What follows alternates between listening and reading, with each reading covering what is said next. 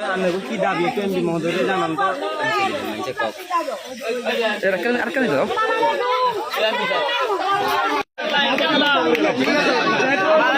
এখানে সহযোগিতা করে লোক দরিয়া লাগবে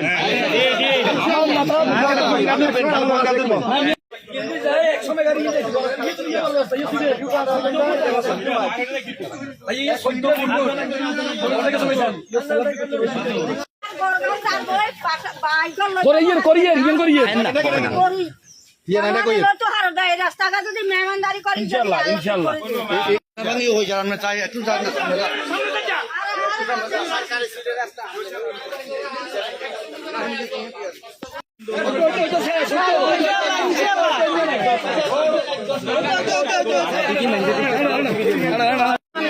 আবেদন করতেছি এটা চাই